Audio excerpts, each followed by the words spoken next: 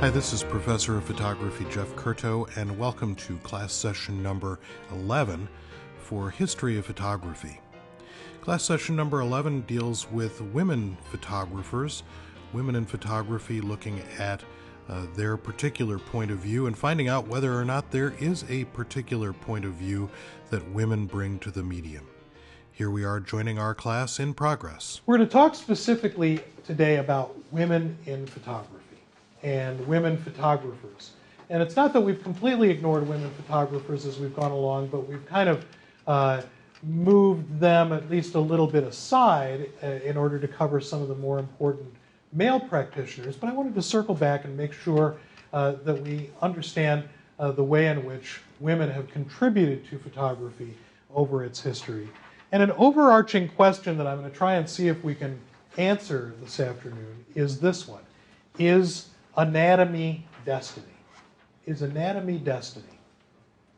Are photographs by women different from photographs by men?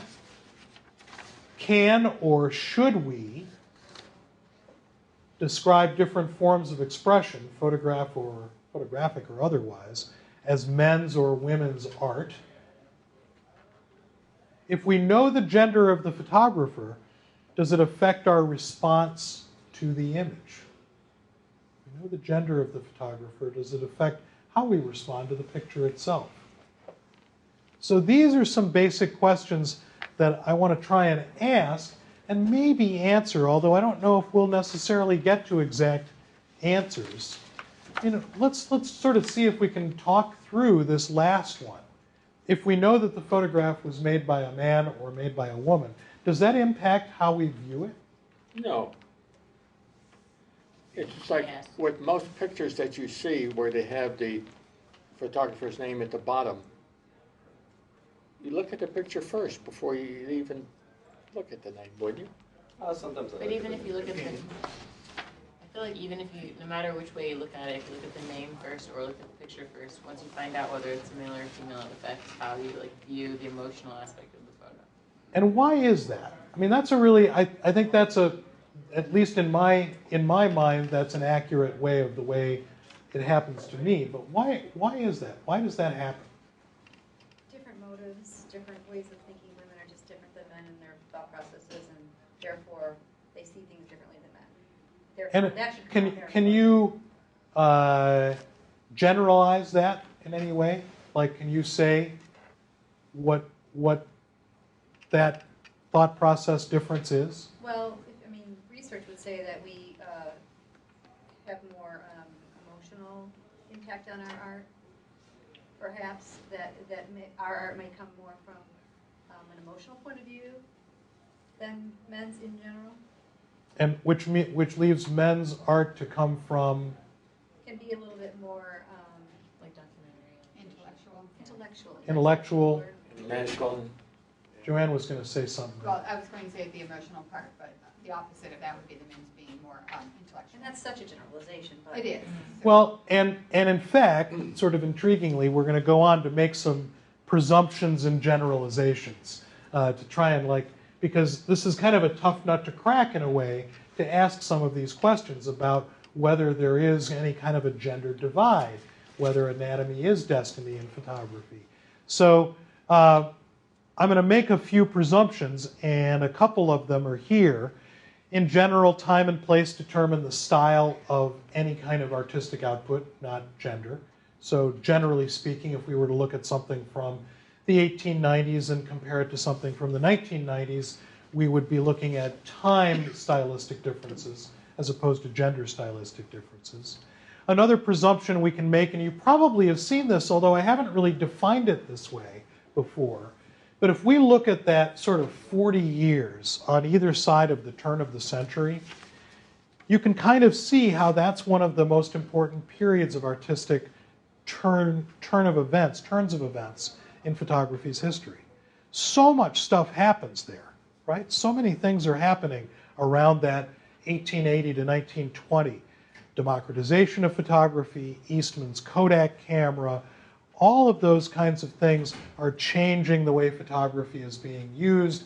And we also have, during that same time period, Alfred Stieglitz and the photo secession, sort of pushing photography forward into the world of art. But that also coincides with an era of social upheaval. There's a tremendous amount of political social change happening, especially for women, during that same about 40-year time span. So we can kind of see those two things kind of dovetailing. It's also interesting that photography has always been a fairly male-dominated field in terms of the work that's out there in the studio world and the work that's out there in the professional photography world. And yet, here in the photography program at College of DuPage, over the 30 years I've been here, we've almost always had a 60% women, 40% men gender bias toward women. Most of the students in the program have been women. It's fairly closely borne out in this classroom, although men have made a strong showing this semester in here. So, but we tend to have more women in the photo program, even though the world of photography has been a fairly male-dominated field. So some generalizations are also in order, and one of them is that while we could start naming landscape photographers and counting them off on our fingers and come up with all of the Westons and Adams and all of the other landscape photographers who have lived and worked, most of those landscape photographers would be men. In fact, the vast majority of them would be. Isn't that because women weren't allowed to leave their house, basically? Well, it's a question we'll see if we can come to an answer with, but certainly they are now, right? You're out of the house. Well, you're talking about now, too. Right. Well, if we Don't tell my husband. if we go and look for landscape photography, by and large, we're going to find male photographers most of the time. Not all the time, but most of the time. That's changed a little bit in the 20th and 21st century, the late 20th and 21st century, but not that much. Joanne. Is that because it just was deemed more just straightforward photography, not artistic? It's a good question, right? I mean, in some ways, it's a question I'm going to try to see if I can answer that particular question. But here's another generalization. And the generalization is that in women's photography, form has a purpose. It has a sort of a function. Whereas in men's photography, there's often just form for the sake of form. Form being the three-dimensional quality of the objects in the world. So form has a function as opposed to form for the sake of form. And we'll see, as we look at the images today, lots of photographs of people, and of those photographs of people, we'll see a ton of photographs of women, which is also pretty interesting. A lot of those photographs of people we'll see are photographs of women. So part of the answer that Deb sort of begins to articulate is this idea that in the 19th and early 20th century, women often fought against things like guilt, sort of shame in some ways. There had been a sort of dictum imposed by their parents and their husbands, and that dictum was that the notion of bearing and raising children and doing housework and being a good wife and mother were to come before careers. They were supposed to be there before careers, or even any kind of avocational interest in something like photography. This was especially true in the 19th century. But what was interesting was that when George Eastman first broke onto the scene with his Eastman Kodak camera, he sort of designed a lot of his advertising toward women. In fact, he went so far as to create a character for his advertising world, and that character was the Kodak girl. There she is, always dressed in this sort of blue and white sailor stripe dress, always carrying a camera. The Kodak girl was someone who was adventuresome, someone who was sort of out in the world in a new and different way. And you have to remember that Eastman had come through a time period when women were sort of shunned aside for any kind of technological enterprise. In the 19th century, membership in all of these photographic societies that we've talked about were limited. The membership was limited mostly to men. But it wasn't limited so much by gender as by sort of educational status, because men had been educated in the hard sciences of physics and chemistry and so forth, where women's education had always been much more of the arts and letters, literature, poetry, painting, drawing, those kinds of things, and not the kind of requisite science knowledge that was needed for early photography. Did I see? I was Andrew going to up with a say, hand? did he use the Kodak girl because women in art, or because the new camera was less scientific? The new camera was less scientific. It was easy to use. You press the button, we do the rest, right? That was Eastman's mantra. Eastman's idea was that photography could now be a completely democratic function. So, A whole new market, right? say again? He saw a whole new market. He saw a whole new market, and he's clearly marketing to it, the Kodak simplicity. You know, vacation all the It's not more just if you simple, Kodak. Right? The women Not are only, simple. yeah, not only all the joys that others have, but pictures besides, pictures of cherished hobbies and of all the scenes that most appeal to one. Anybody can make good pictures by the Kodak system. Men, women. It's all by daylight now, and the Kodak developing machine has abolished the dark room. So Kodak's $5 to $75, depending on the complexity of the camera. So by the time Eastman had come up with his Kodak camera in 1888, thousands of men and women were interested in making photographs.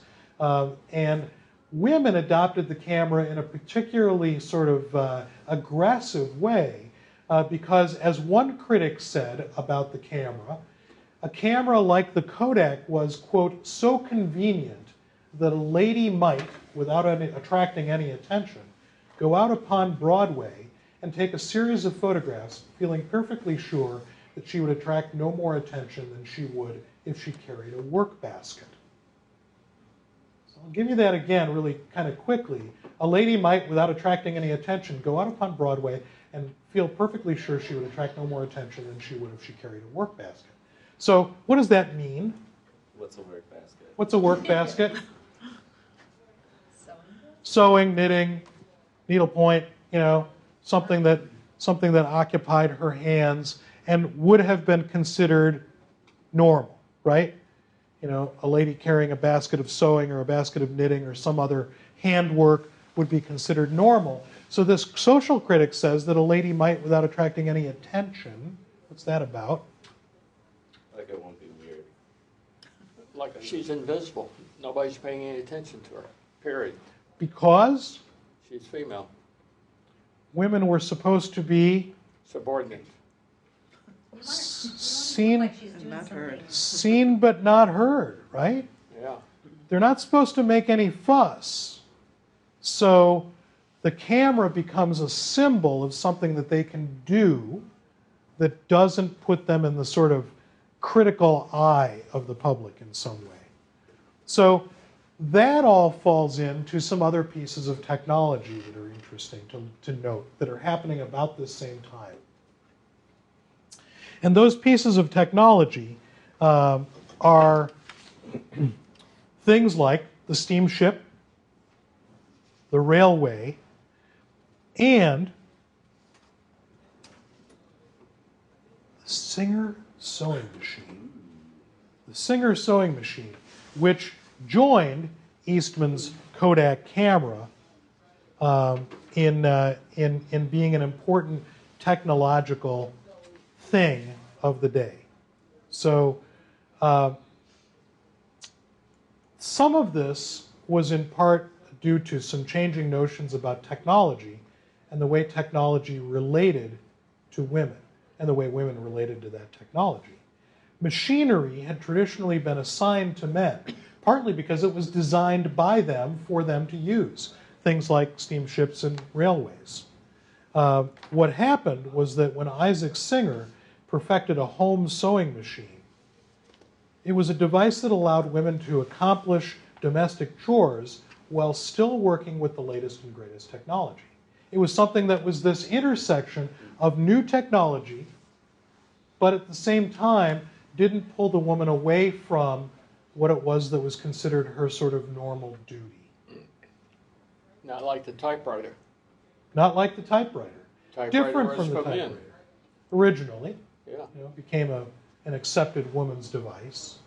So you can kind of see how these pieces of technology become something that become important in the world of women at that time. So the sewing machine and the camera emerged in the late 19th century as mechanical devices because of that had a domestic association that allowed women to use them, interface with contemporary technology, but in a way that didn't allow them to, sort of look like they were rebelling in some way. So kind of set the stage here a little bit to kind of begin to talk about some of the photographers that I want to show you this afternoon and discuss at least a little bit. And one of them, and really probably one of the most interesting places to start, partly because she's such an anomaly in almost every way, is Julia Margaret Cameron. Now, we've looked at Cameron a few other times and spent a little bit of time with her before. Cameron was one of the first really serious photographic practitioners who was a woman, but she also could be described as being one of the most important photographers of either gender at any time. Certainly a very important photographer, and certainly somebody who I hope whose work you'll remember after this class is done. She was born in India in 1815. India, which of course in 1815 was a solid colony of Great Britain. And so she's born in India, but eventually married a jurist, a guy named Charles Cameron, and they settled in London and also had a house on the Isle of Wight off the southern English coast. The Isle of Wight is still now a popular resort area for people from Great Britain. So some little bullet points about her there that are important for us to note. One is that she didn't start photographing until a little bit later in life, at age 48, when her children were grown up, out of the house, and her family gave her some photographic equipment because they were afraid that she wouldn't have anything to do. So they gave her some photo equipment to combat that empty nest syndrome. But as she began to get involved in photography, it came to really be an all-consuming activity. And one of the things that's really interesting is you can watch in Cameron's work a sort of progression from the work of the 19th century through the work of the sort of later 19th century towards modernism. So she produced a lot of the work that she made from her home at a place called Freshwater on the Isle of Wight. She took a chicken coop that was out behind the house, transformed it into a photographic studio for herself, and enlisted everyone around her as models, from family members to domestic servants, local people who resided nearby. The subject's rank didn't seem to matter to her. She didn't really care whether it was like somebody who was a head of state or whether it was, the person who delivered the coal for the coal burner. It was not an important thing to her. She began by doing things like illustrating literature in photographic terms. So she was making photographs inspired by the Bible, inspired by contemporary poetry. And what's interesting to note is that while she started to do that, she also was somebody who moved in the highest circles of Victorian society in England. And she not only was photographing her family and servants and so forth, but she was also photographing some of the most important people of the time because they happened to be family friends. So she began to kind of look at the idea of illustrating ideas in photographs, so symbolic compositions, and in fact created a set of illustrations to illustrate Alfred Lord Tennyson's Idylls of the King, that great epic poem, using photographic methods to illustrate the characters and happenings in that great epic poem. Cameron had said, My aspirations are to ennoble photography and to secure for it the character and uses of high art. Those two words are capitalized, high art, by combining the real and ideal and sacrificing nothing of the truth, by all possible devotion to poetry and beauty. Poetry and beauty. One of Cameron's relatives wrote many years later that Cameron had an idea that she was going to revolutionize photography, her words, and to make money in photography. And despite the fact that her family was fairly high-ranking in society, they weren't terribly wealthy. It's also interesting to note that she copyrighted her images. So she was one of the first photographers to recognize that the ownership of the image had something to do with its value.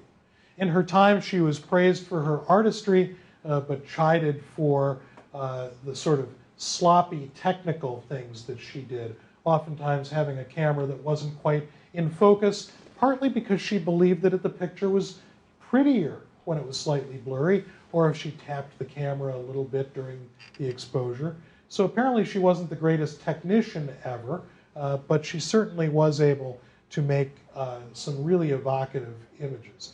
The man on the right is her husband, Charles Hay Cameron, and here, of course, is Alfred Lord Tennyson. And you may recall that we've looked at some other photographs by Cameron of Darwin and some other important people of the time period. So one of the other things that's really intriguing is if you look at these pictures coming from the 1880s, 1870s, and 1880s, that compared to many of the portraits that we've looked at that came just before these are pictures that look remarkably modern, especially this picture of Charles Cameron. Head and shoulders, not full body or knees to the top of the head. They are very modern, intuitively realizing that there was some power in a close-up portrait. Some people, when you read about Cameron, characterize her as a kind of a baddie eccentric, but apparently she was a woman of tremendous energy and great intelligence, and really in need of challenging experiences that weren't that easy for a woman to find in Victorian England. And as a sort of counterpart to her, I want to show you just a few pictures by a woman named Lady Clementina Hawarden. What a name, right? Right out of a Dickens novel. It's crazy. Lady Clementina Hawarden. Hawarden worked in England just a bit before Cameron, and it kind of gives us an interesting little counterpoint to Cameron herself. So Hawarden, who lived from 1822 to 1865, was an amateur photographer who lived and made photographs in London in the mid-19th century. She was respected among the photographic circles of her time, and her work has stood up to the scrutiny of history and is still fairly influential to photographers today. Her photographs explored femininity and family relationships, identity, and form. And she also was a pretty good technician photographically. So the quality of her images is also quite good. She was one of the first women to join the Photographic Society of London and the first woman to win any of their awards. But what's interesting about these pictures is the function that Hawarden sort of ascribed to them. If Cameron was making photographs that she was expecting to frame and hang on walls and sell for money, Hawarden's pictures were intended to be, and in fact were, pasted into albums. You can see these torn off corners here, and the torn off corners are what happened when they removed the picture from the photo album that they were glued into. So her pictures were intended to be sort of stuck into a family photo album as opposed to having a kind of higher aspiration in that way. Her compositions seem a little less concerned with capturing the sitter's character and more with expressing a sensual or enigmatic mood. Hawarden and her husband had 10 children, 2 boys and 8 girls, out of whom 8 children survived into adulthood. So at the same time that she was being absorbed in motherhood, she was also a very prolific photographer. From about 1862, Hawarden concentrated on photographing her daughters in costume tableau, which was a very popular photographic subject at the time, especially for this newly arriving group of amateur women photographers.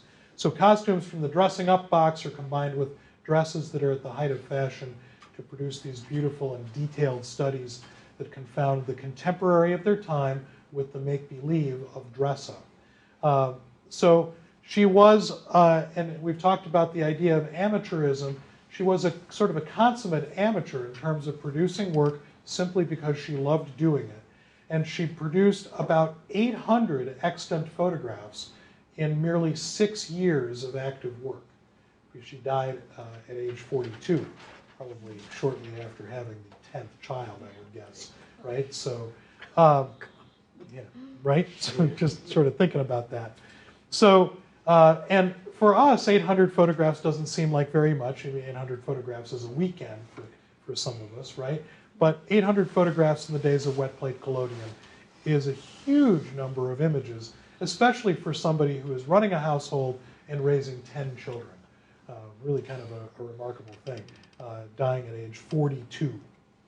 Then we have this woman, Frances Benjamin Johnston. Frances B. Johnston, a noted commercial photographer who worked within the confines of the commercial market. She was really interested in having a life that allowed photography to be a sort of primary living for her. But she was also a progressive. She was somebody who was sort of out there and trying new things and doing new things, and perhaps would have been regardless. So here is her self-portrait. Let's look at it a little bit bigger. So her self-portrait shows her sitting with her skirts hiked well above her ankle, a beer stein in one hand, and a cigarette in the other hand. Oh, what And- is the world coming to? Up at the top on the mantelpiece are photographs of her discarded lovers. Really? Madam. And yet, where is she? She's happy. Home in front of the fireplace. She's home by the hearth, right? She's home by the hearth. So this is a carefully constructed, raised middle finger to the establishment, right? It is totally about saying, I can be who I want to be, and yet I don't have to give up any of the stuff that I'm supposed to be. I can still be whoever I would like to be. Pretty powerful image. Excuse me. So Johnston entered photography when the field was relatively new and professional gender boundaries were still being defined. The invention of some of this lighter photographic equipment that we've talked about, and then also changing technologies and developing, meant that photography could be moved from the studio and the darkroom, traditionally male provinces, out into the street or into the home. But the repressives of the 19th century, I picked up this cough yesterday, or day before yesterday, so pardon me. The repressiveness of the late 19th century oftentimes cast a shadow. There were a host of prescriptions that governed proper female behavior, and the sensuality of the human body as a subject caused many to argue that this new art form, whether that body was clothed or not, should remain a male preserve. But you can see by the inclusion of these two portraits here in our little slideshow today that Johnston was photographing some of the most important people of her era. Susan B. Anthony, who was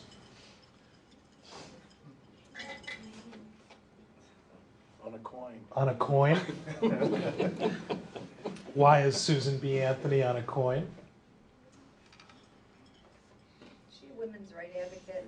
Very, very powerful women's right advocate who was at least partially responsible for women earning the right to vote, right?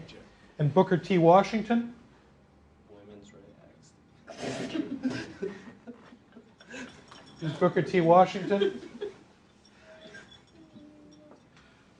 What he involved in medical? Nobody? Nobody got Booker T. Washington? I know the name, No, it's been so long, I haven't. Peanuts.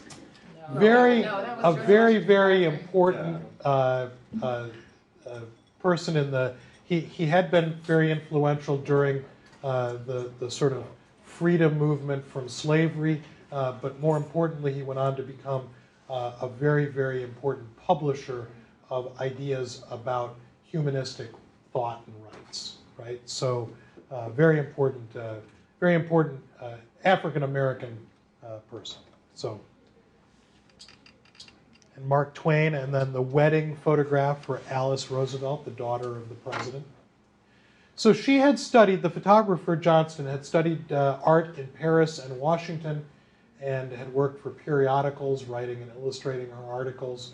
She then began to take her own photographs and embarked on a campaign to promote greater recognition of women in photographic circles, primarily in America. And she also had been very, very involved in looking at equality for all people, whether they were women or men, minorities or not. So she was somebody who really felt that all that was required to sort of break through the chains that had previously been there, all that was required was, as she put it, to be an energetic, ambitious woman with even ordinary opportunities. With those, success is always possible. Hard, intelligent, and conscientious work seldom fails to develop small beginnings into large results. So active, working, pressuring, pushing, moving forward. This photograph was made as an advertising photograph. It was made as an advertising photograph for Hampton University, which is a historically black university located in Hampton, Virginia, in the U.S., founded in 1868 by black and white leaders of the American Missionary Association after the American Civil War to provide education to newly freed slaves. And you know, it's a terrific photograph on a number of levels. I mean, one, it obviously shows these guys at work, and is clearly staged, but really quite really nice in its composition in terms of how she's put the image together. It seems rather modern in clarity and much different than other photos I've seen from that same era, from that same year even. You know, some of that, and I will tell you, remind you again that, you know, sometimes the pictures we see on screen aren't as pristine or perfect as the original would have been, simply because of the generational loss of all of the different ways that the pictures have come to us. So this one, I think, is a more modern scan. It's from almost the 20th century, though. and it is also in the dawn of the 20th century, so technology is moving along. Are all the women? I remember two of them are, but are most of them from well-to-do families, or? Generally speaking, yes, but not always. Okay. And you know, we'll sort of actually, this is a pretty good example, and then we'll come to another one here before we take a break. Gertrude Käsebier. Käsebier was a member of the Photo Secession. You may recall that we looked at her when we looked at the Photo Secessionist photographers, and that she was a successful New York City portrait photographer making art portraits. So her pictures were much prized because they were not standard portraits. She classified them as art portraits. Again, began photographing a little bit later in her life as opposed to doing it from the teen years or early 20s. Her photographs were often characterized, at least at first, by soft focus, by backlighting, often being printed on textured paper, and they're primarily allegorical studies of mothers and daughters, but also include portraits of her relatively affluent clients, although she wasn't terribly affluent herself. So after my babies came, said Käsebier, I determined that I would use the brush, meaning that she would learn how to paint. I wanted to hold their lovely little faces. So I went to art school. but art takes long study, and childhood is fleeting. So I chose a quicker method, photography. Children and motherhood, therefore, appear as frequent themes in her photographs. And what's interesting to note is that woman as mother, from the beginning of women doing photography, had been a pretty common theme because it was seen as being close to what it was that women should be doing. So in this context, gender becomes especially meaningful because of the relationship between the social ideology and the artist's personal lives. And Käsebier's most often quoted advice was this: I earnestly advise women of artistic tastes to train for the unworked field of modern photography. It seems especially adapted to them, and the few who have entered it are meeting with gratifying and profitable success. If one already draws and paints, so much the better the equipment. And then she finishes, she had this sort of wry sense of humor. She finishes this quote with something you kind of have to like prepare yourself for how this works. So she's saying, you know, it would be a good profession for women to get into. And then she says, besides, consider the advantage of a vocation which necessitates one being a taking woman rather than a giving one. Taking photographs as opposed to giving. So she's sort of in her own wry and sly way, sort of spinning the ball a little bit there. All right, let's do one more here. Anne Brigman. Anne Brigman, another member of the photo secession, whose work and life manifested a fairly radical vision. Her lifestyle included separation from her husband to pursue her photographic work. And that work utilized the traditional language of Romanticism to express her revolutionary belief in a woman's freedom to follow her own destiny. So the pictures that show this nude figure out in the world, proudly displaying her nude body, are in some ways analogous to what it was that she was doing, displaying and proudly putting herself out there in the world. Her photographs became to her important allegories in which she could reveal her most personal responses to the natural wonders of the world. The images evoke free spirits striving for physical and personal emancipation. You may recall that a little while ago I asked you to sort of remember those dark and hunched over nudes that Edward Steichen made. Remember that? I said, you know, try to stuck those in the back of your head, those, you know, dark, faceless, hunched over nude figures. Well, compare those to these. Steichen's images, by comparison, look like interpretations of a disgraced Eve, whereas here Brigman is showing herself in sort of all of her colors. So this is her. This is her. And most all of her photographs are her, self-portraits. She'd set up the camera and have someone else trip the shutter. So it's interesting, if you look at Brigman and Frances Benjamin Johnston, you'd sort of wonder if they didn't come from kind of different planets in some way. But then there's a common thread, and that common thread is rebellion. Both women are telling us that an old order was ending and something new was happening. And in fact, soon it did, because after World War I, both artistic revolution and women's suffrage had taken place. And we now had women voting and doing a bunch of other things that they hadn't done before. So Chansonetta, crazy name, right? Chansonetta Stanley Emmons. Stanley, her maiden name, is also the name of her brothers who invented a car driven by steam, the Stanley steamers. So Emmons was a relatively, a woman from an inventive and resourceful family. And her husband died in 1898, and she used photography as a means of both emotional support and financial support. And you know, here she was, a woman and a photographer, at a time when being either one placed someone a little bit outside the accepted parameters of the art world, but she was obliged to be pretty resourceful when she fashioned a career. And she created images that alluded to an earlier time, inspiring some nostalgia for a way of life in eclipse.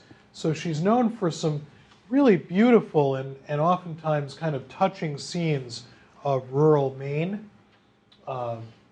where the photographs that she made were photographs of sort of things that we take for granted in some ways, things that are sort of normal, sitting with your beloved outside on a beautiful summer day or on the porch, or sitting around the dinner table or watching the ocean.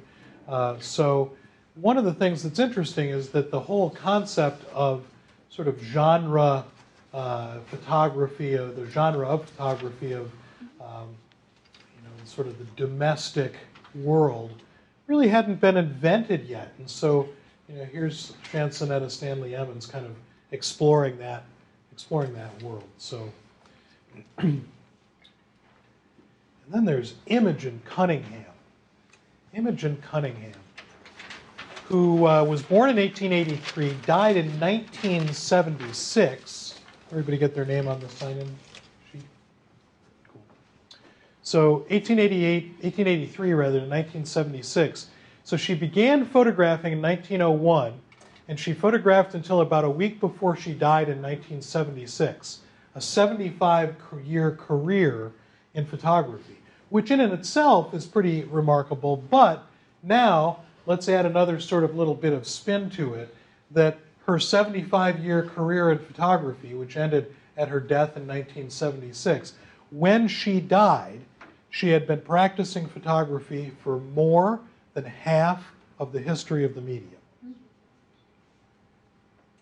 Sort of take a second to absorb that. She died in 1976, and when she died, she'd been photographing for more than half of the history of the medium of photography. Really fascinating, right? To think that somebody could have made that huge a body of work over a long lifetime, but also it also points out how young photography is. There's a really common theme with all these women that I've noticed, and that is they all either lost by death or jumped to their men, and then really got into photography and got their recognition. She divorced her husband. Exactly. So it is interesting, right? So and I'll in some ways kind of address that here coming up. But it's interesting that you note that, because it is a kind of a common thread. She was also a part of that group F64 that we talked about. Weston Adams, Morley Bear, a number of other West Coast photographers. And because of that, she is often considered one of the pioneers of modernism in photography. What's interesting is that she started out photographing in the sort of soft-focused pictorialist vein. Makes perfect sense. If she's making photographs here in the early 1900s, 1901, 1902, 1903, that she would be making photographs that were sort of in the style that was normal at the time. But she's also making photographs of male nudes. A female photographer making photographs of male nudes. Male nudes had already been a sort of semi-taboo subject for a number of reasons, but the female photographer photographing a male nude was something else altogether. Actually, I should just grab this. Can I grab this from here? Well, I'll show it to you later. The tweet that goes out with this has Imogen Cunningham being interviewed by Johnny Carson. And maybe we'll circle back to it at the end of class, because it's classic. It's so incredibly great. So in addition to that kind of form, she eventually, like Weston did, remember she's a group F64 person, so like Weston did, she eventually kind of gets rid of that soft focus mentality, begins photographing with small apertures, lots of depth of field, larger format cameras, so forth and so on, and making photographs that have a real formalist quality to them, but also really looking in many ways at subject matter that is in every possible way, sort of feminine subject matter, flowers often referred to as being a sort of feminine subject matter, but at the same time, trying things that are way outside the box. One of the coolest parts about Imogen Cunningham is that she's a photographer who changed with her time. So as she progressed into the middle and later part of the 20th century, she started experimenting with abstraction, with multi-image techniques, with ideas about surrealism, so forth and so on. Really, really interesting photographer, and certainly one of the most interesting photographers to, if for no other reason than for how long she practiced photography. If you go back one with the mannequins, one doesn't look like a mannequin hand. The darker one looks. It isn't. It's weird. Those aren't mannequins at all. Interesting. They're hands, mannequin hands. They are, Yeah. Well, except for the one. Except for the one. Except for the one. the one in the middle. So Dorothea Lange. Who's that? Now, we've looked at Lange a couple of times, so we won't spend a ton of time on her, but to sort of discuss a few ideas about Lange that are important for us to think about. One is that she's a photographer who had a huge impact on American photography because of her work with the Farm Security Administration and the photographs that she produced through the FSA for that. And also because of the way in which she approached the kind of work that she did with a real respect for the people that she met and the people who were even the people who aren't in this photograph but who were displaced by the big corporate farming conglomerate that had created that situation there. A year before she died, she summed up her new vision, or her vision rather, of the special role of the woman artist, saying that compared to a man's work, there was a sharp difference or a gulf. The woman's role is immeasurably more complicated, she said. There are not many first-class women producers, not many. Women produce in other ways. Where they do both, there is conflict. Where they do both, there is conflict. So, which kind of gets at least a little bit of what Deb was talking about. We'll sort of flesh that out here in a second. So, it's rare that we get a chance to hear a photographer describe the process by which they made photographs. Here is the photograph that we've used in a number of different places throughout our time together this semester, Migrant Mother, Dorothea Lange's best-known photograph. But here is Lange describing what it is that she did when making this photograph. And here are the pictures in sequential order. I saw and approached the hungry and desperate mother as if drawn by a magnet. I do not remember how I explained my presence or my camera to her, but I do remember she asked me no questions. I made 5 exposures, working closer and closer from the same direction. I did not ask her name or her history. She told me her age, that she was 32. She said that they had been living on frozen vegetables from the surrounding fields and birds that the children had killed. She had just sold the tires from her car to buy food. There she sat in that lean-to tent with her children huddled around her and seemed to know that my pictures might help her. And so she helped me. There was a sort of equality about it. That's from Popular Photography magazine, February of 1960, when Dorothea Lange recounted making the photographs that led up to Migrant Mother. I left Oklahoma in 1925 and went to Orville. That's where them 3 girls, his dad died, was in Orville, 1931. And I was 28 years old, and I had 5 kids, and that one was on the road. She never even saw her daddy. She was born after he died. It's very hard. And cheap. I picked cotton in Fireball. When that girl there was about 2 years old, I picked cotton in Fireball for 50 cents a hundred. 100 weight. 100 pounds. How much did you pick in a day then? I generally picked around 450, 500. I didn't even weigh 100 pounds. I lived down there in Chansonetta, and I'd leave home before daylight and come in after dark. Just existed, you know. Any way we lived, we survived. Let's put it that way.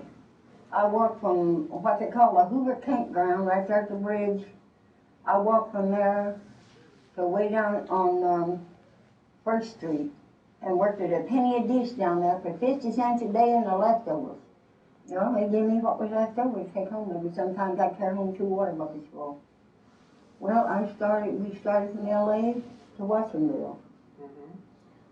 And the timing chain broke on my car, and I had a guy to put in this pecan in Lapoma.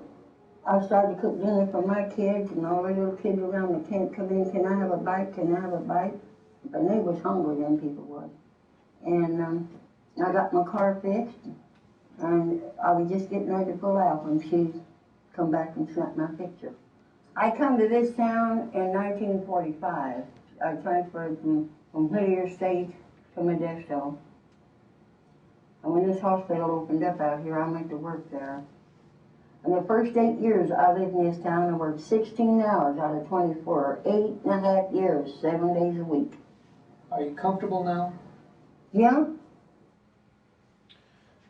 So that interview with migrant mother Florence Thompson was made in 1979 by a photographer named Bill Genzel, who also made this photograph that we're looking at there on the right.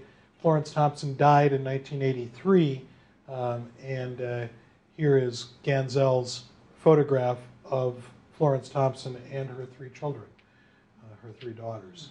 So it's interesting, isn't it, to sort of see where this picture that we've seen so many times kind of takes us through and what happens at the end of it.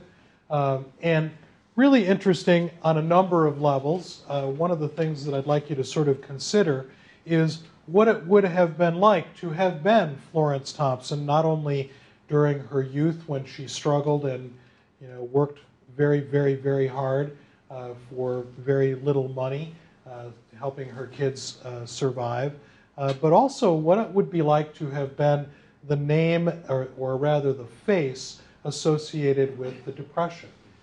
What it would be like to become the icon of a particular time period in American history, in world history. In fact, I just saw this just the other day. It was on the internet, it flashed by me, so I didn't get a chance to sort of save it and show it to you, but it was this migrant mother photograph was used to describe something about the economy. It was a story about the economy, and it was not a positive story, and so they were using that photograph. There's a book now on the bestseller list with her photograph, and it's a story about depression, the lives of, maybe it's the same thing, but so one of the great things about this photograph, and all of the photographs made by the FSA, for that matter, is, well, who owns them?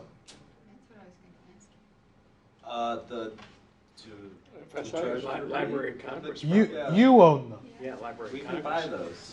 You own them because they are property of the United States. And so as citizens, we own them. They're in the Library of Congress, and in fact, you can go to the Library of Congress website and you can order relatively inexpensively prints from any of the photographs that any of the FSA photographers made. It's pretty remarkable, actually. So I also find it interesting that Genzel's portrait of her has her hand at her face. It's just sort of Her eyes are the same in both pictures, too. pretty remarkable, right? All right. So another FSA photographer, Marion Post-Wolcott, lesser known than Dorothea Lange, and unique among FSA photographers in that she tended to concentrate on race relations. This Roy Stryker, who was in charge of the FSA, did not give a ton of direction to his photographers other than, you go here and see what you find. And the photographers, therefore, were kind of left alone to determine what it was that the story was. Stryker had given them kind of marching orders about what it was that they were to be looking for in a general way. But what Post-Wolcott concentrated on, oftentimes in her photographs, were the relationship between black and white in the South, and where the power was, how the struggle was working, what was going on. And sometimes the pictures are fairly overt, like these two, and sometimes they're a bit more subtle in terms of how they're approaching what it is that they're talking about. The photographs were almost all made with large format cameras, so they have tremendous amounts of detail, really beautiful and almost kind of heroic detail to them. Farm Security Administration photographers were not limited to Dorothea Lange, and Marion Post-Wolcott, another one of the great FSA photographers. Then we have Margaret Bourke-White. Margaret Bourke-White, a photographer for Life magazine. Here she is in her flight suit and camera in hand, ready to board a plane to go up and photograph. She was one of these sort of fearless people who was ready for anything at any time. She was one of the first photojournalists, male or female, and she established herself quite early as a photojournalist by making photographs like this one at Buchenwald. She was one of the first photographers to be there, and one of the first photographers to show what it was that was happening there. And of course, what was interesting was that all of this stuff that had been happening was something that people didn't generally know about, right? It wasn't something that was broadcast. Everybody had heard rumors that these things were happening in these concentration camps, but there wasn't a lot of evidence until photographers began to see what was there. Deb? Oh, I just wanted to know if it was a concentration camp even. Yeah, it's Buchenwald. Yeah. So, I didn't and know it was. in fact, here is another Margaret Bourke-White photograph here of Germans who the Allied troops would go into the local towns, and they would bring people from the towns and make them look at what was happening, what had happened there, because they didn't believe it, and you can see the expressions on their faces and so forth and so on. Because Bourke-White was a journalistic photographer, a lot of her photographs require sort of captions, or at least something that describes the picture to us. So, Nazi stormtrooper training class, without that caption, the picture doesn't have the same kind of meaning. People waiting in a bread line during the Louisville flood in 1937. That also is important. And Margaret Bourke-White was also noted because she was the last photographer to photograph Mohandas Gandhi, the Mahatma, the great one. Here is one of the very last photographs that she made of Gandhi. And then there is Jawaharlal Nehru over on the right, the first Prime Minister of India. So what's interesting about Bourke-White as a photographer of this time period is that it kind of helps us understand how important photography is to showing us a particular period of time, a particular point in history.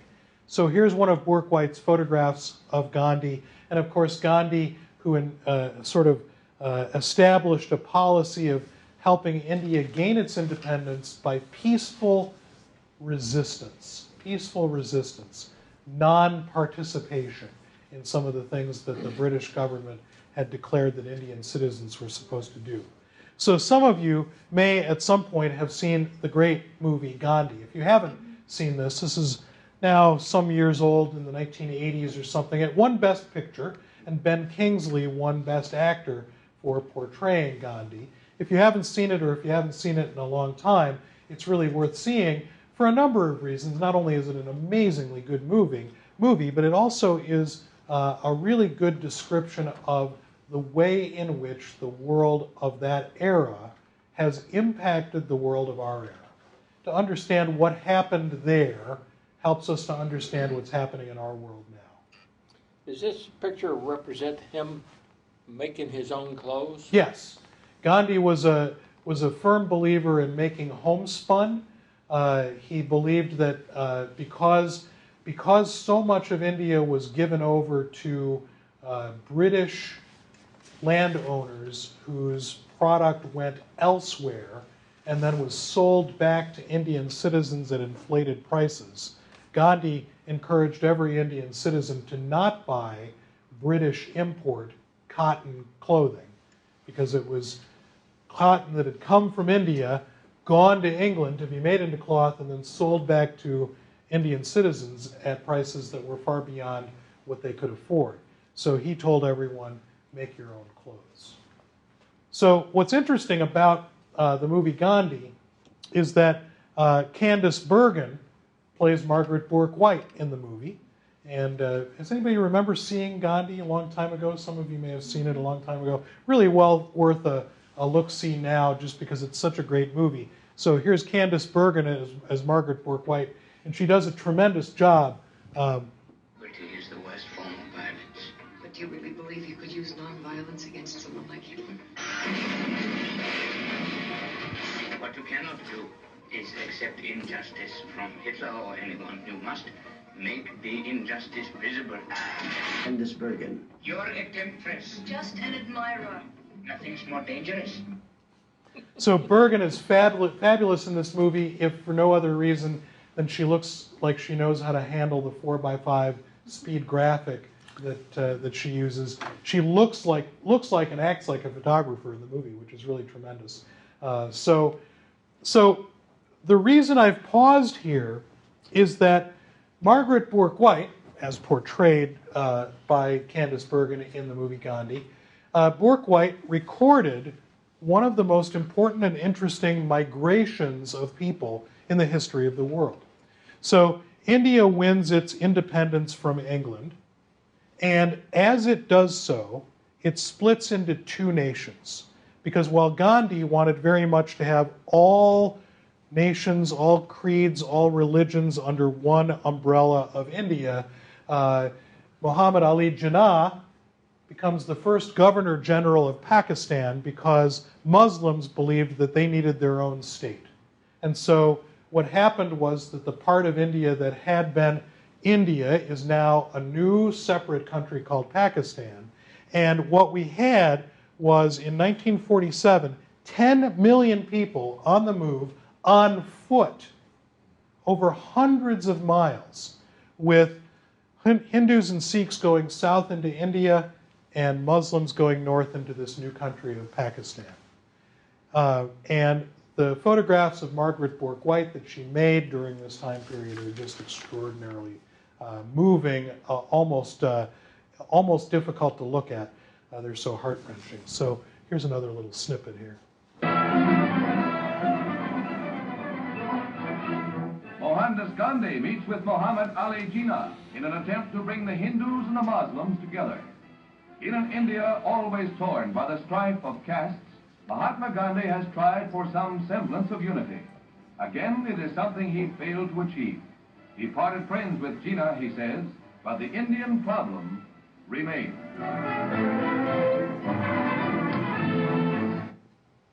Indian problem. And in many ways, that same division is something that continues to cause friction in our world. So it's one of the reasons that knowing at least a little bit about Gandhi and his era and the great sort of attempt at democracy that India has had since 1947 is worth understanding at least a little bit about. Barbara Morgan. I've included Barbara Morgan because she represents a really interesting part of photography. She was generally known as a photographer of modern dance, but also was really a skilled manipulator of images, making multiple exposures, combining images in interesting ways. So here she is, a portrait of Barbara Morgan. I've tried to put some portraits into this class session so you get a sense of what these women looked like. So here she is photographing modern dance. She was one of the first people to recognize that modern dance had intrinsic qualities that were different from ballet, and that kind of dancing could be recorded in a particularly interesting way.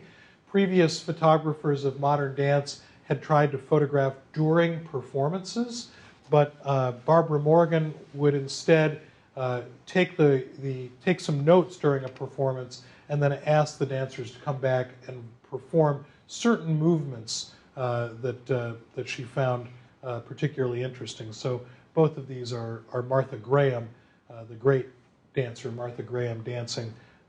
In this case, the dance is Lamentation, and that one is Letter to the World. And the photograph is called Letter to the World Kick. But the other thing that Morgan was adept at was this sort of editorialized version of a photograph where she's making pictures out of composite pieces. So an image that speaks about freedom, and then an image called Hearst Over the People. What is that about? Hearst over the people. William Randolph Hearst and his control over the media. So what is William Randolph Hearst and his control over the media? Newspapers. Newspapers. Tell me more. Good. Hearst owned pretty much all the newspapers at one particular time in history.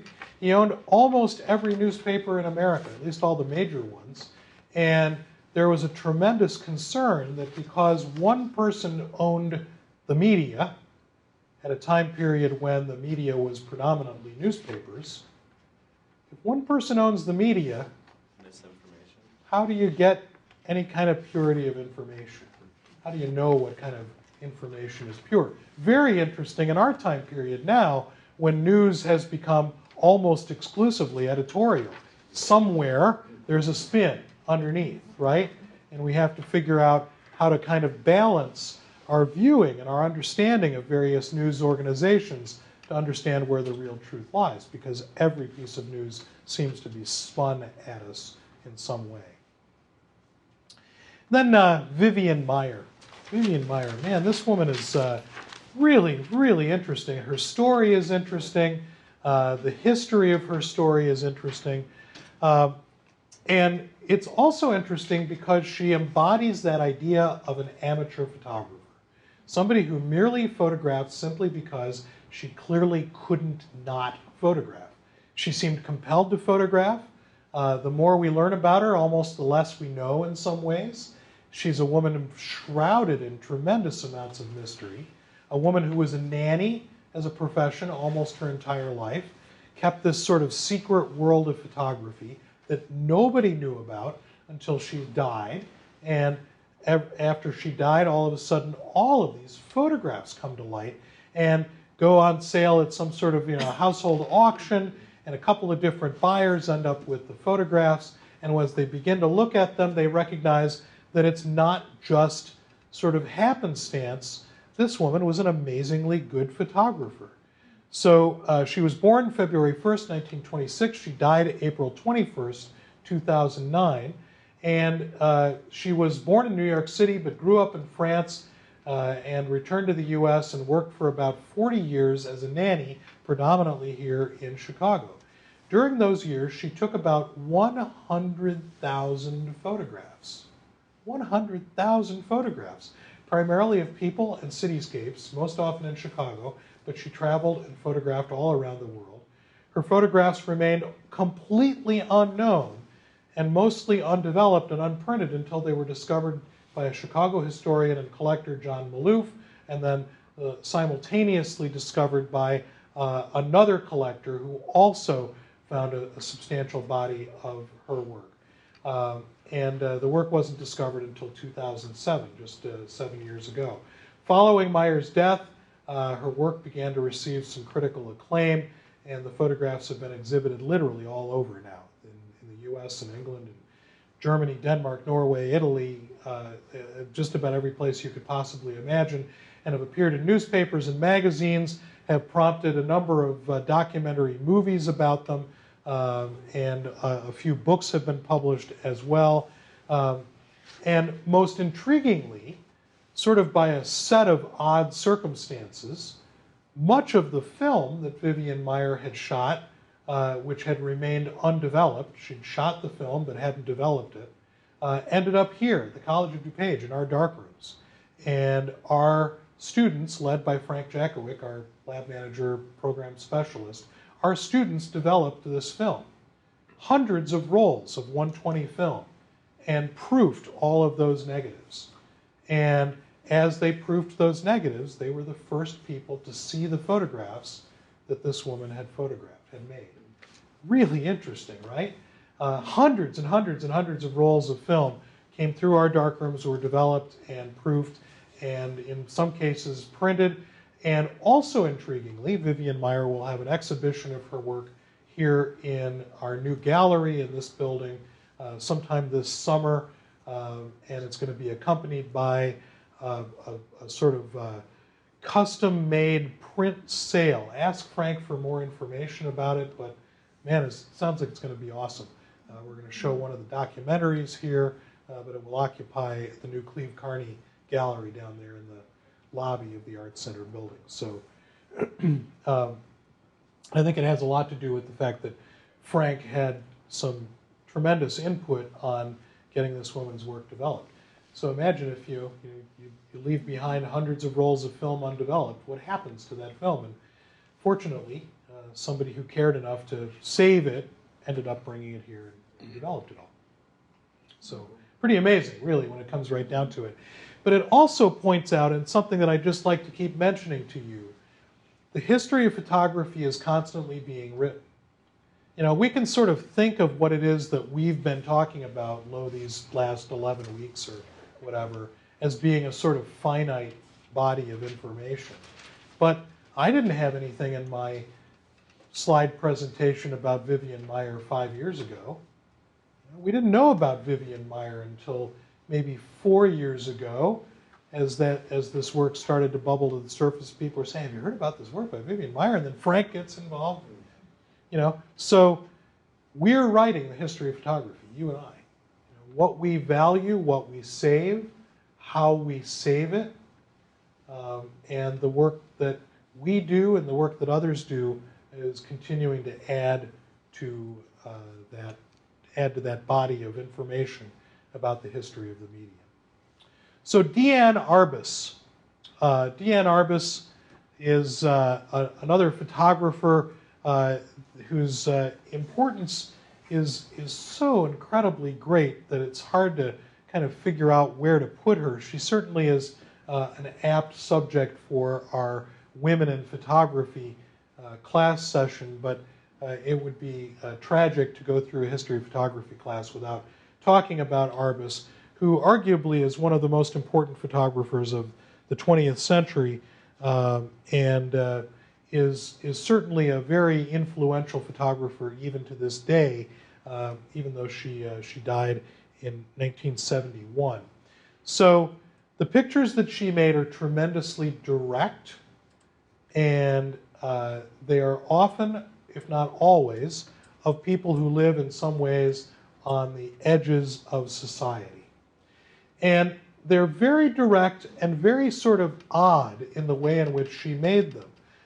The pictures are not always from the same distance, but they always have a sort of a confrontational quality to them.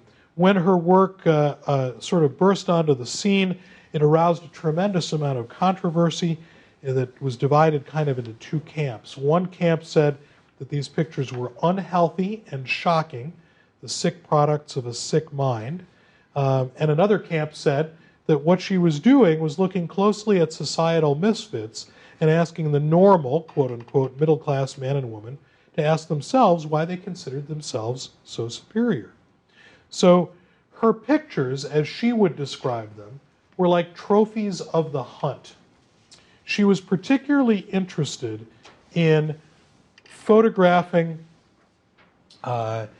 these people who were in some way sort of at the edges, at the margins in some way, whether they were dwarfs or whether they were people of society. She sort of in some way ended up encapsulating them all in the same kind of piece of amber somehow. She said, freaks are born with trauma. They've already passed it by. They're aristocrats. If I were just curious, it would be very hard for me to say to someone, I wanted to come into your house and I want you to tell me the story of your life. I mean, people are going to say you're crazy. But the camera is a kind of a license. And a lot of people, they want to be paid that much attention, and it's a reasonable amount of attention to be paid. What I'm trying to describe is that it's impossible to get out of your skin and into somebody else's. And that's what all of this is a little bit about, that somebody else's tragedy is not the same as your own. The process of photography itself has a kind of exactitude, a kind of scrutiny that we're not normally subject to. We're nicer to each other than the intervention of the camera is going to make us. The camera's a little bit cold and a little bit harsh. So Diane Arbus, also the subject of a movie starring Nicole Kidman called Fur. Not very good, but Nicole Kidman playing Diane Arbus. Worth a shot late at night. Not that good, though. I have to tell you. Hope Nicole isn't listening.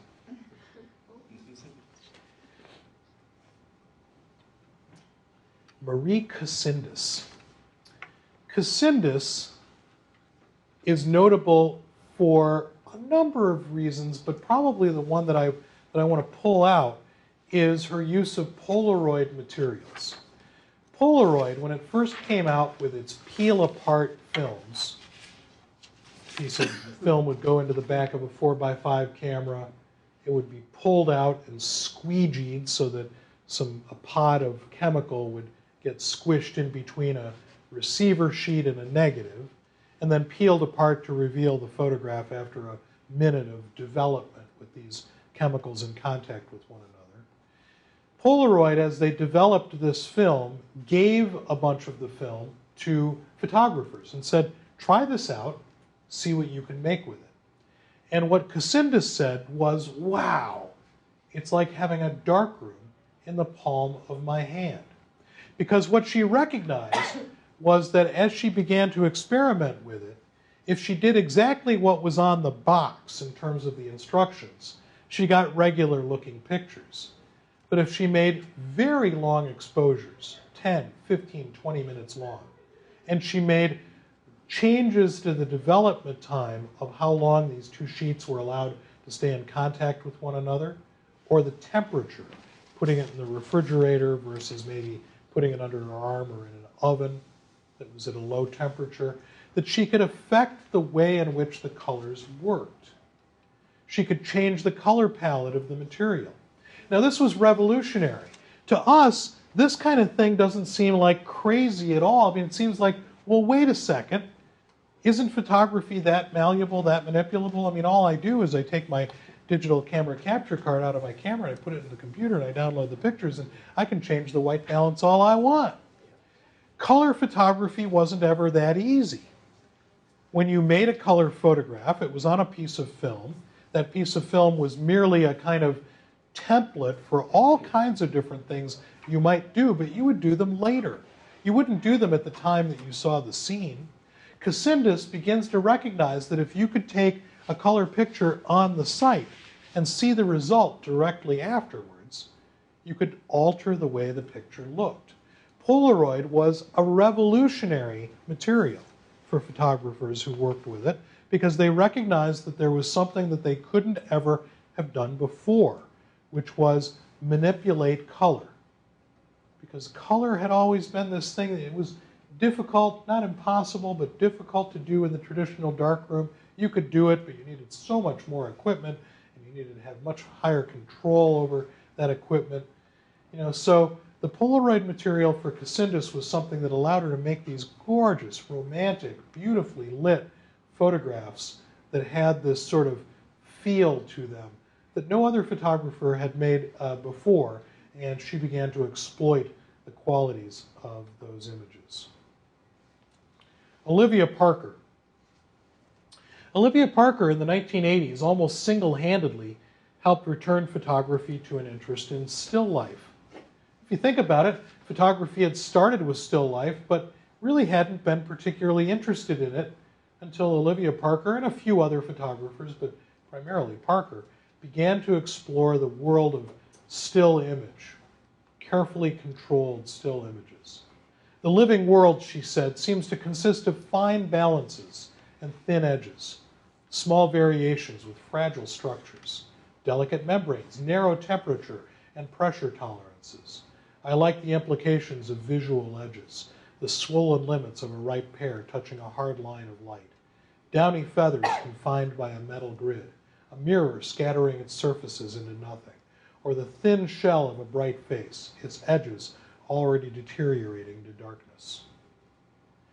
Parker, who started making black and white photographs with a large format camera, eventually began to make Polaroid photographs, first with the small 4x5 Polaroid material, later with the 8x10 Polaroid material, and then still later with the large format 20x24-inch Polaroid cameras that Polaroid made a couple of dozen of and spread around the world for photographers to experiment with. And what's interesting is that as Polaroid sort of went away a little while ago, it's beginning to slowly but surely come back.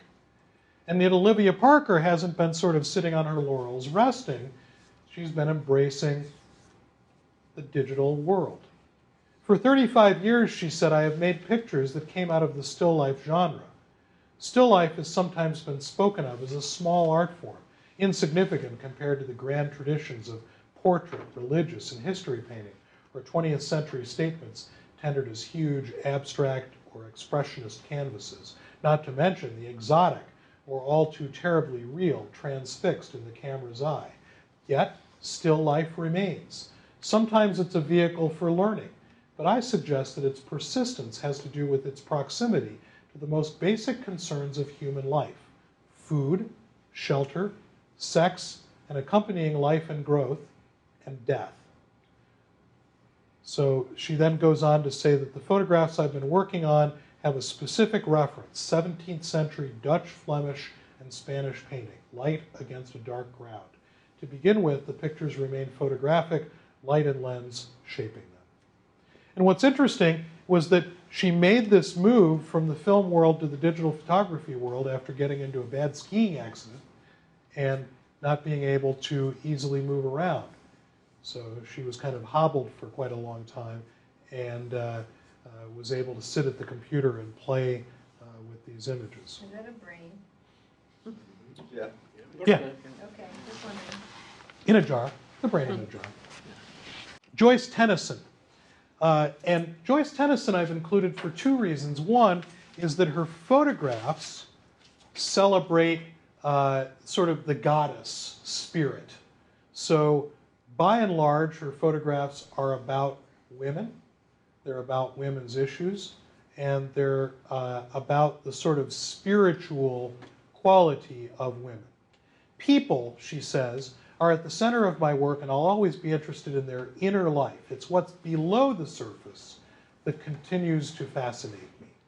I feel very strongly that if you go back to your roots, if you mine your inner territory, you can bring out something that is indelibly you and authentic. It's like your thumbprint. It's going to have your style because there is no one like you. So I've included Tennyson for that reason, but also because Tennyson has been a tireless supporter of young women photographers. In her studio in New York City, she hires young women photographers as assistants, as interns, and she works very hard at finding the best and the brightest and helping to move them into careers in photography. So she has had a tremendous career as a mentor of photographers. Sally Mann. Sally Mann earned both acclaim and notoriety with her second published collection of photographs, At 12, Portraits of Young Women, which was published in 1988. Those portraits captured the confusing emotions and developing sexual identities of girls at that transitional age, 1 foot still in childhood and 1 foot in the adult world. So she was, at the time, critically attacked for these images because some people felt that they verged on pornographic imagery. She continued to produce work, and her next collection, Immediate Family, published in 1992 as a book and as exhibitions, brought even more acclaim for its hauntingly beautiful tableau, but also even more notoriety for its nude shots of her own pre-adolescent children. Conservative critics called the images child pornography and further evidence of the art world's amoral decadence. And as you might guess, those condemnations didn't really hurt her career. In fact, they kind of pushed her forward in some ways.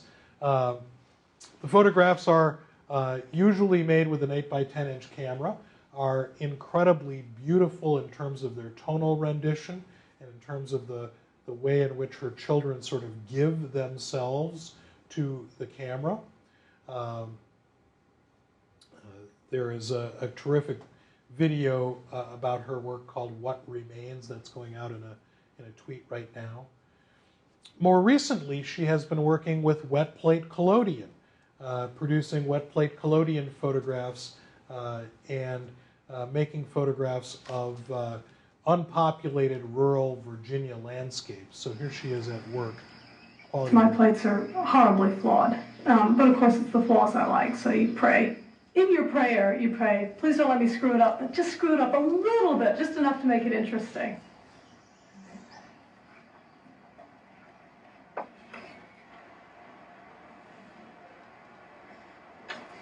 I'm so stupid. I have to use one hand to hold my shutter shut. I have to use a head to keep the camera from moving. Got to be an easier way. All right, well, what do you think? 30 seconds, I'd say.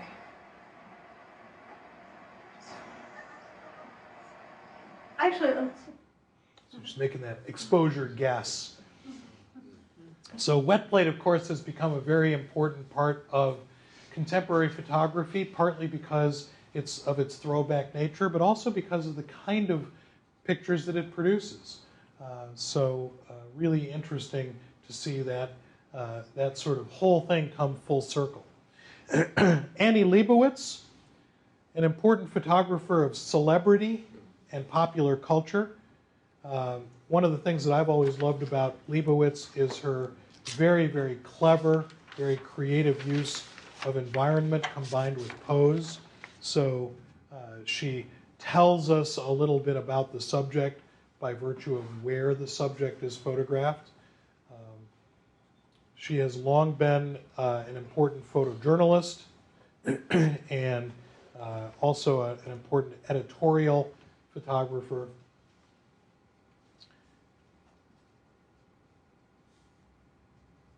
And then Carrie Mae Weems. Carrie Mae Weems is a photographer and video installation artist examining the complex and contradictory legacy of African American identity, class, and culture in the U.S. Her intimate depictions of the children, adults, and families in simple settings document and interpret the ongoing and centuries-old struggle for racial equality, human rights, and social inclusion in America. Weems was fairly recently, within the last year, named a MacArthur Fellow. You know about the MacArthur Grant.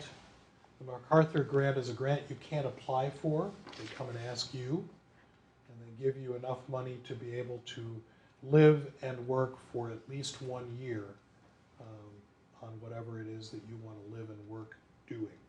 Really tremendous recognition of her work.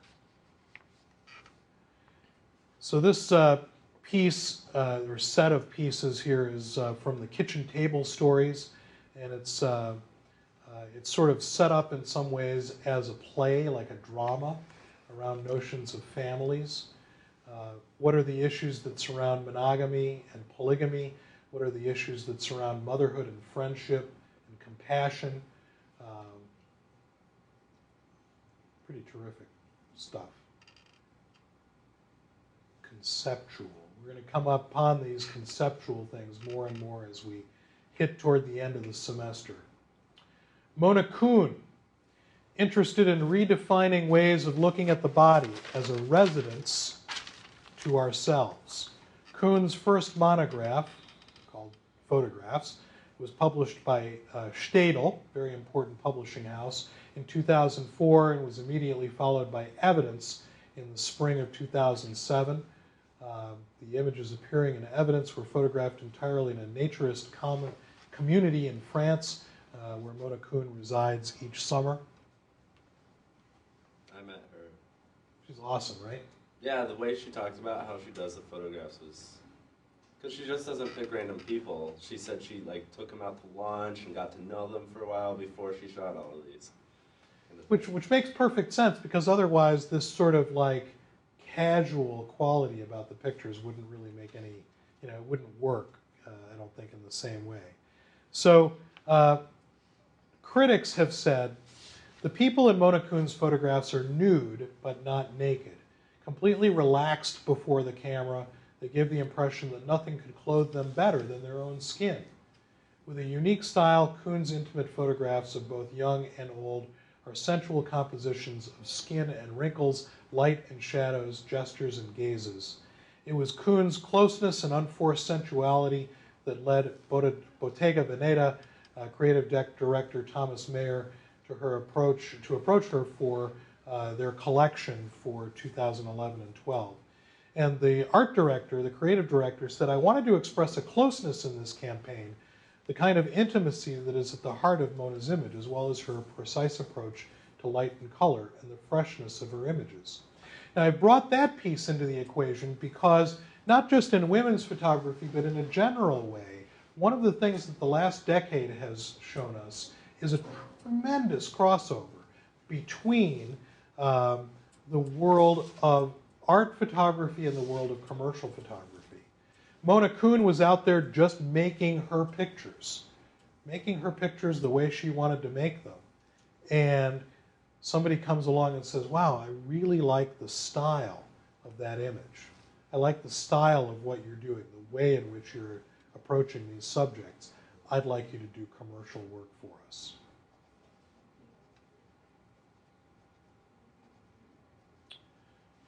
Cindy Sherman has been photographing herself for more than 30 years, almost 40 now. She crosses the line between a kind of sense of playfulness that we might describe as postmodernism and an examination of self. But the real question is who self is if all of the subjects of the photographs are the same person. So what Sherman does is she positions and poses and dresses and photographs herself as a wide variety of different women's roles, as portraying a wide variety of different women's roles. So this last little bullet, feminists wonder if she's subverting codes of female subjugation or perpetuating feminine stereotypes. In other words, is she sort of part of the opposition or part of the team in some way? So what's interesting about the pictures is that they span the gamut from, the sort of naive ingenue to the victim in a slasher movie, and everything you could possibly imagine in between. And then Mary Ellen Mark, a documentary and photojournalistic photographer who is sort of seemingly hell-bent on examining every different kind of person, every different type of person that she can find. It's been said about her that she connects really quickly with her subjects and very deeply with them at the same time. And I've included here, even though these are fairly old photographs now from the 1980s, they're my favorite of Mary Ellen Mark's photographs. They're photographs from Mother Teresa's mission in Calcutta, showing Mother Teresa working with the residents of the mission, helping them, feeding them, and celebrating Mass with them. So really tremendous and tremendously interesting photographer whose work you see all the time, and that work is all in magazines, news magazines, that sort of thing.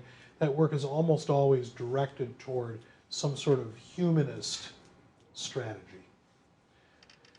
And then lastly here, Susan K. Grant.